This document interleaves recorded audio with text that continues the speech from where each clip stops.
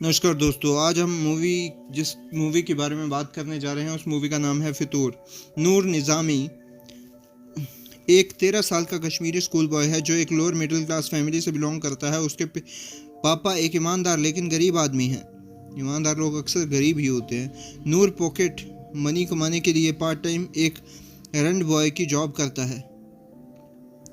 उसका एम्प्लॉयर है बेगम हज़रत जहान, एक अमीर विडो जो हमेशा शौक मनाती रहती है और अपने बड़े से लेकिन पुराने और टूट फूट वाले हवेली से कभी बाहर नहीं निकलती। इसलिए उसे एक लड़के की ज़रूरत पड़ती है जो शॉपिंग करे, पोस्ट ऑफिस, बैंक जाए और छोटी मोटी एरंड्स निपटाए।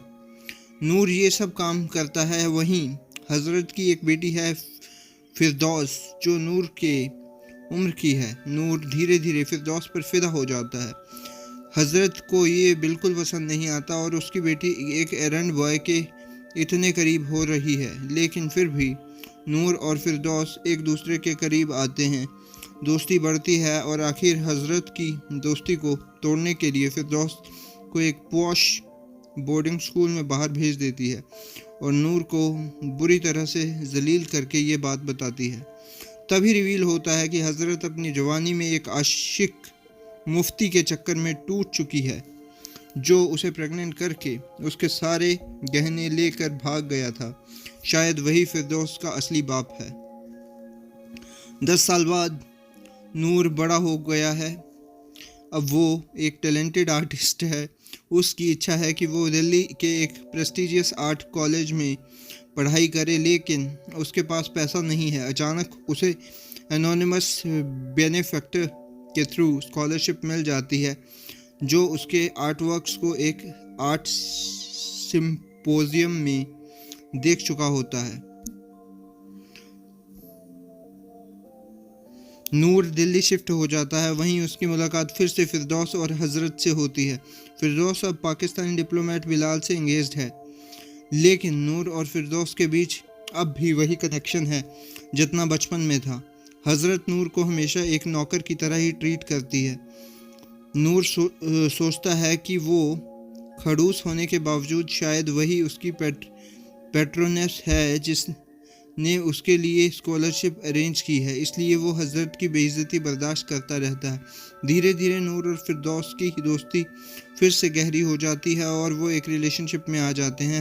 हज़रत इस बात से परेशान हो जाती है, लेकिन नूर अब एक सक्सेसफुल आर्टिस्ट बन चुका है जो हाई सोसाइटी में घुलता मिलता है। हज़रत भी ये देखकर कुछ सॉफ्ट पड़ती है, लेकिन अब भी चाहती है कि फिरदौस बिलाल से ही शादी करे। एक फ्लैशबैक दिखाया जाता है कि क्यों हज़रत इतनी ज़िद करती है। उसका अपना दिल मुफ्ती ने तोड़ दिया था, तो इसलिए वो चाहती है कि उसकी बेटी सेफ चॉइस करे और नूर जैसे गरीब और अनपढ़ आर्टिस्ट से बची रहे। फिर नूर लंदन एक आर्ट शो के लिए जाता है। वहाँ उसे सच पता चलता है कि उसकी स्कॉलरशिप हज़रत ने नहीं बल्कि मौज़म नाम के एक कश्मीरी टेररिस्ट ने दी थी जो नूर की जान बचाने के कारण उसे एहसान चुकाना चाहता था।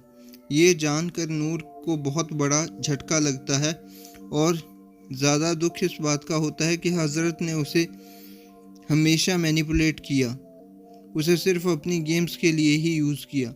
नूर हज़रत को कन्फ्रंट करता है। हज़रत सब कुछ डिनाई करती है और गुस्से में पागल हो जाती है।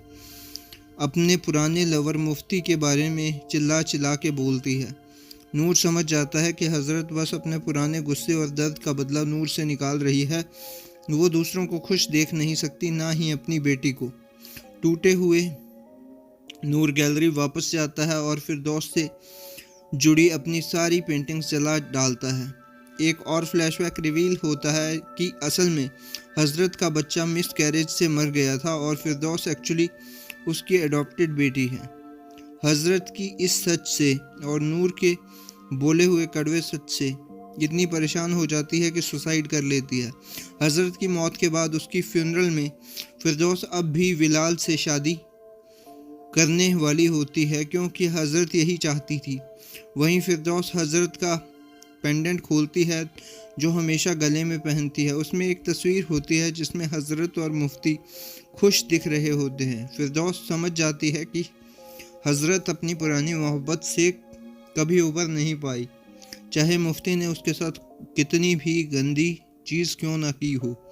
इस रियलाइजेशन से फिरदौस को खुद अपना दिल समझ आता है कि वो भी नूर से सच में प्यार करती है और उसके बिना कभी खुश नहीं रह सकती। आखिर में वो अपनी एंगेजमेंट तोड़ देती है और डिसाइड करती है कि नूर के साथ वो अपनी ज़िंदगी बिताएगी। तो दोस्तों, ये थी इस मूवी की पूरी स्टोरी। आप अगर देखना चाहें तो देख सकते हैं। मुझे ये मूवी ठीक ठीक लगी थी। इमोशनल है बट इतना कुछ ज़्यादा मतलब क्रिएटिव सी नहीं लगी थी। ये था मेरा रिव्यू। मैं मिलता हूँ आपको किसी और मूवी के रिव्यू में। तब तक के लिए बाय।